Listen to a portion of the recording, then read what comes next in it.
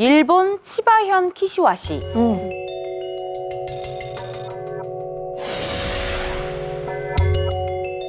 30대 남성 타카히토는 일본 내 취업 인기 직종 중 하나인 은행 취업에 성공을 했는데요. 은행을 대표하는 얼굴로 홍보 영상을 찍을 정도로 은행 내에서도 촉망받는 인재였다고 해요. 네. 어린 시절부터 무엇이든 엄마와 상의하고 보는 타카히토는요, 친구들 사이에서 유명한 마마보이였어요. 특히 타카히토의 엄마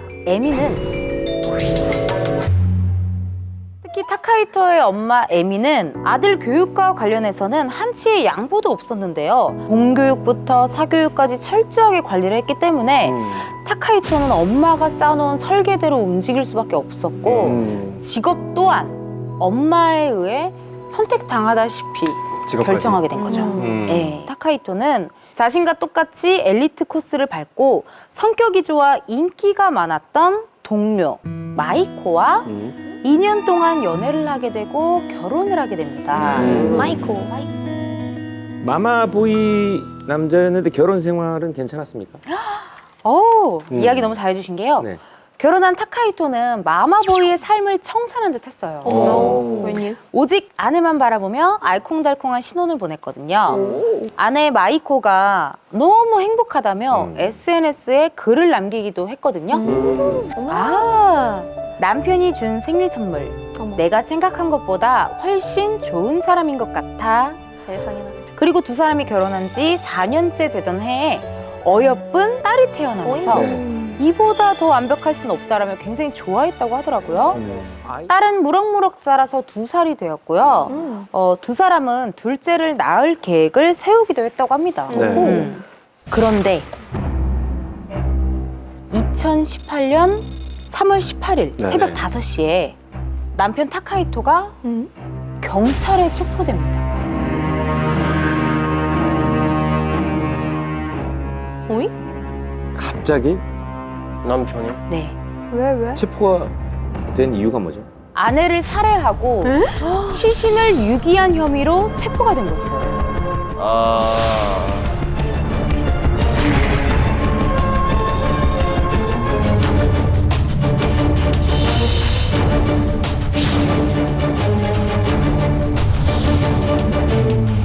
그래서 타카히토는 경찰 조사에서 아내를 살해한 이유에 대해서 이야기를 했거든요. 세상에. 아내가 아이를 낳자마자 변했다면서 2가지 이유를 대며 살인할 수밖에 없었다라고 주장을 했어요. 타카히토가 밝힌 첫 번째 이유는요, 아내의 결벽증이었어요. 결벽증. 어렵게 가진 아이가 미숙아로 태어나다 보니 마이코는 아이에게 병균이 옮지는 않을까 항상 그렇게 노심초사했었거든요. 아이를 낳고. 네, 그래서 남편에게 맨손이 아닌 비닐 장갑을 낄 것을 요구를 했었고요. 네. 집안 전등 스위치, 뭐 손잡이, 리모컨. 하루는 타카히토가 아침에 출근 가방을 들었다가 주방 수납장을 만졌대요. 그랬더니 알콜로 소독하고 출근해! 30분 동안 알콜로 소독을 하게 했어요. 30분 동안?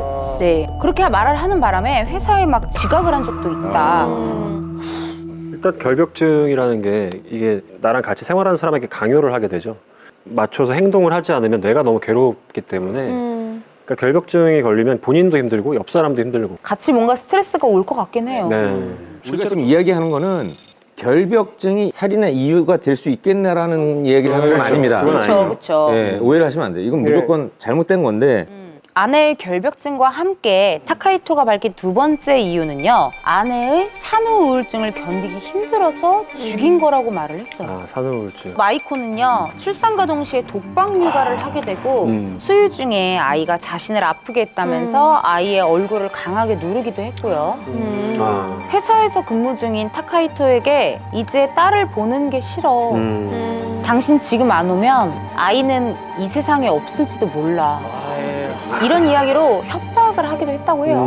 네. 남편이 이해를 해주고 그러니까. 그렇게 해줘야 좀 되죠. 그래야 될 입장인데 살인을 한 데는 이유가 있었다라고 이야기하는 것 자체가 잘못된 것 같아가지고. 그렇죠. 타카히토는 우발적으로 아내를 죽였다고 주장을 했죠. 사건 당일 타카히토는 직접 수면제를 탄 카레를 만들어서 아내 마이코에게 먹였고 잠든 아내를 인적 드문 곳으로 옮겨 목을 졸라 살해한 걸로는 모자라 미리 파놓은 구멍에 아내의 시신을 유기했거든요. 계획 범죄. 진짜 계획이네. 이건 절대 우발적이라고 이야기할 수 없는 살인입니다. 맞습니다. 네. 그런데 타카히토의 행적을 추적하던 경찰은 충격적인 진실을 발표합니다. 뭐죠? 타카히토의 엄마 에미가 공범이라는 사실을 밝혀냈던 거죠. 공범이었던 거.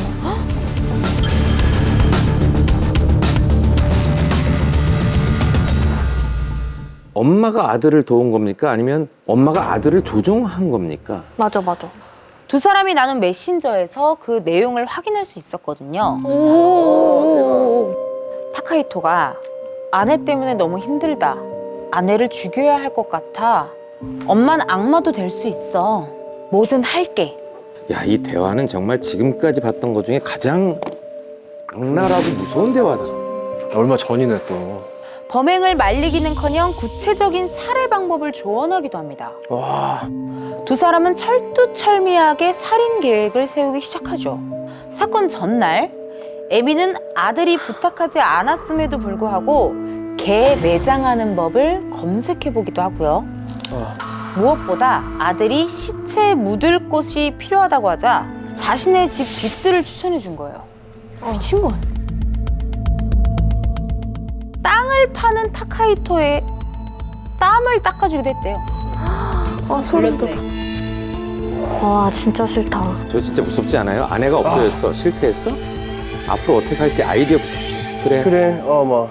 에미는 며느리 살인 사건이 아닌 며느리 실종 사건으로 꾸밀 수 있도록 아이디어를 제공합니다. 범행을 마친 타카히토는 3일째 되던 날 아내가 사라졌다며 경찰에 실종 신고를 했거든요. 엄마 에미의 지시에 따라 타카히토가 직접 만든 실종 전단지인데요. 그리고는 의심을 받지 않기 위해서 엄마 에미와 타카히토는 지하철역 앞에서 직접 실종 전단지를 나눠주면서 아내를 찾아달라고 호소했다고 해요. 할 말이 없네. 자, 여러분, 근데 그게 다가 아닙니다. 아유. 마이코 부모님에게는 네. 다른 남자가 생겨서 집을 나간 것 같다. 어젠 아무도 없는 집에 에어컨이 켜져 있었는데 아무래도 마이코가 몰래 왔다 간 것 같다. 경찰에게 체포되기 직전까지 아내에게 버림받은 남편 코스프레를 그렇게 했다고 해요. 아니 근데 네. 아내가 실종됐다고 해서 일단 실종 사건처럼 처리가 되고 있었잖아요. 네. 근데 경찰이 어떻게 남편과 시어머니를 체포를 합니까? 마이코가 실종됐다던 장소에 설치된 모든 CCTV를 경찰이 다 돌려봤는데 그 CCTV에 마이코의 모습이 전혀 찍히지 않았던 거죠. 이를 수상하게 여긴 경찰이 남편 타카히토가 거짓말을 하고 있다는데 중점을 두고 신문을 하기 시작했고요. 타카히토로부터 아내를 죽였다라는 자백을 받아낼 수 있었죠. 네. 그렇게 해서 결국에는 실종 사건이 될 뻔했지만 살인 사건을 밝혀낼 수 있었던 거죠. 아니, 엄마와 공모해서 아내를 죽인 이 남자 어떤 처벌을 받았습니까? 타카히토 모자의 며느리 살인 사건의 전말이 알려지면서 일본 전역이 충격에 빠지게 되고 매우 이례적이라는 판결이 내려지기도 했거든요. 아내를 살해하고 시체를 유기한 남편 타카히토는 징역 15년을 선고받았고요. 살인 방조 등의 혐의가 있는 엄마 에미에게는 검찰이 징역 6년을 구형을 했거든요.